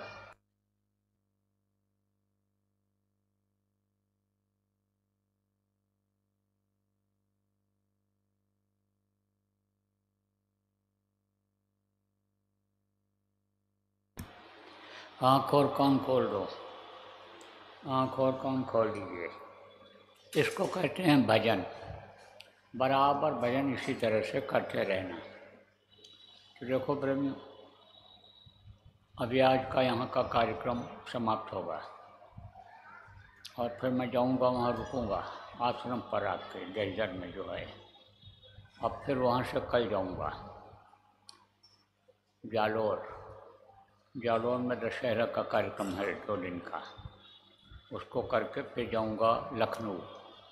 लखनऊ में शरद पूर्णिमा का कार्यक्रम, और फिर उधर से होते हुए उज्जैन जाऊँगा, जहाँ मुख्य आश्रम है अपना। वहाँ पर दीपावली का कार्यक्रम होगा, हर साल होता है वहीं पर। गुरु महाराज की दया रहेगी, स्वास्थ्य सही रहेगा तो इस वर्ष भी वहीं हो जाएगा। तो आप लोग जो लोग आते हो और जो नहीं भी आते हो, उनको तैयारी करनी चाहिए, आना चाहिए वहाँ। जो नए लोग आप आए हो, आपको निमंत्रण देता हूँ कि आप हमारे उज्जैन आश्रम पर एक बार आइए। तो आप लोग सब भजन ध्यान सिमरन करते रहना। और यहाँ जो अपना आश्रम है, कहाँ पर? गैचर में, इधर आपके, तो वहाँ पर साप्ताहिक सत्संग होता है, पूर्णिमा और चतुर्दशी का भी होता है, उसमें भी समय निकाला करो। बच्चों को भी ले जाया करो, बच्चों पर संस्कार बनते हैं और नए बच्चे बिगड़ जाते हैं। पता नहीं चलता है आपको कहाँ जा रहे हैं, क्या कर रहे हैं, लेकिन गलत बच्चों और बच्चियों के हाथ में जब पड़ जाते हैं तब बिगड़ जाते हैं, तो मेहनत बेकार चली जाएगी आप। इसलिए उन पर विशेष ध्यान दो आप। नशेखोरी बहुत बढ़ रही है इस समय, बहुत नशेड़ी हो रहे हैं लोग, तो कहीं नशे की आदत में न आ जाएं, यह ध्यान रखने की ज़रूरत है। तो बोलो जय गुरुदेव। बराबर जय गुरुदेव नाम की ध्वनि बोलते रहना। यह प्रभु का नाम है, इससे आपकी तकलीफ़ें दूर होंगी। बीमारी, लड़ाई झगड़ा घर के, बरकत जो नहीं होती है, उसमें सब में फ़ायदा दिखेगा। 1 घंटा सुबह शाम अगर बोलने लग जाओगे नाम धुनी, तो उससे फ़ायदा दिखेगा आपको। तो एक होगी प्रार्थना और उसके बाद ये कार्यक्रम संपन्न हो जाएगा। मैं बोलूँगा, आप दोहराइएगा। मेहर के नजर करो मेरी ओर, मेहर के न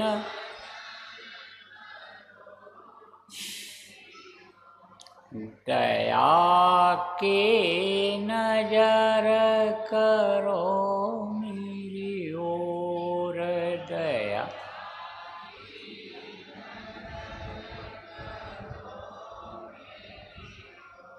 निश दिन तुम्हें निहारूं सतगुरु, निश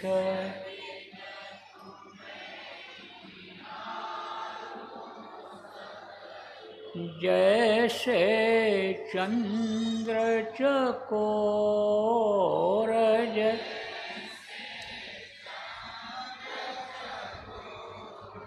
दया के नजर करो मेरी ओर, दया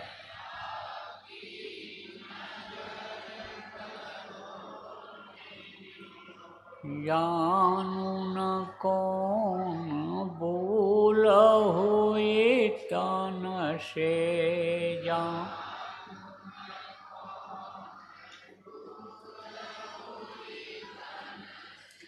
लियो हमसे मुख मोड़ ले,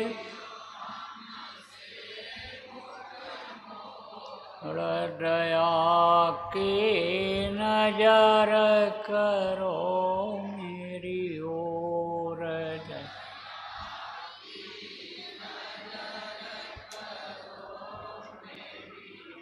बालक जानी शूक बिसराओ,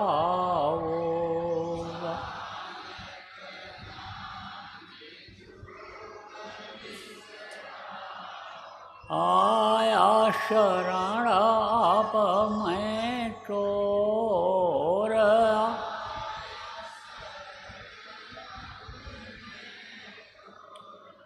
दया के नजर करो मेरी ओर,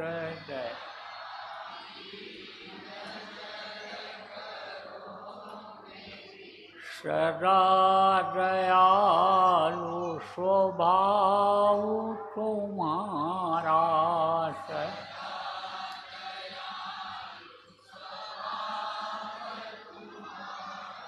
मेरी बेरिया कस भयऊ कठोर, मेरी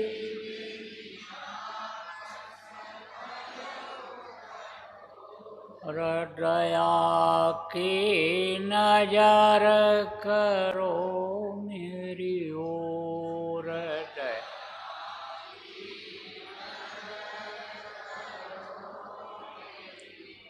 शरणागत की लाज न राखो,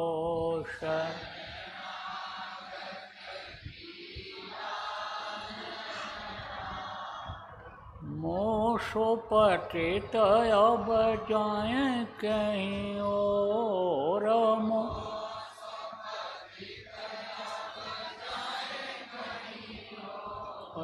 दया के नजर करो मेरी ओर, दया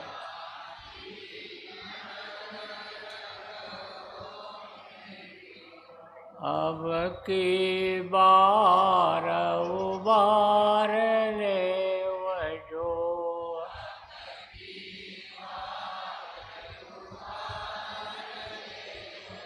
फिर नजर पग यही मगोर, वे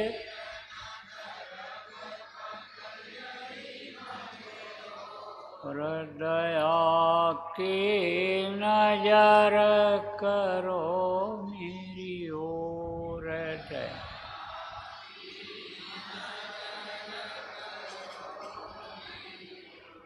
मेहर की नजर करो मेरी ओर में।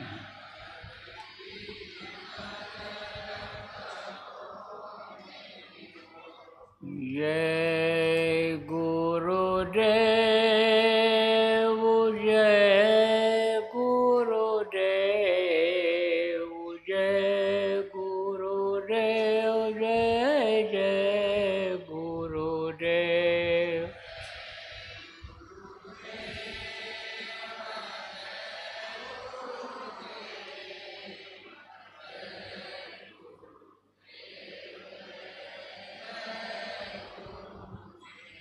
जय गुरुदेव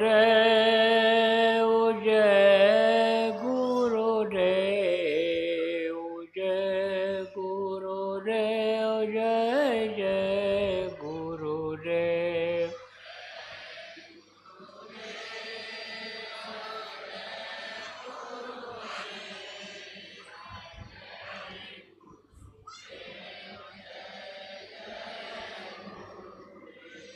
इसी तरह से नामधनी बोलना रहेगा। नए लोग जो आए हो आप याद कर लो और इसी तरह से बोलते रहें। तो बोलो जय गुरुदेव।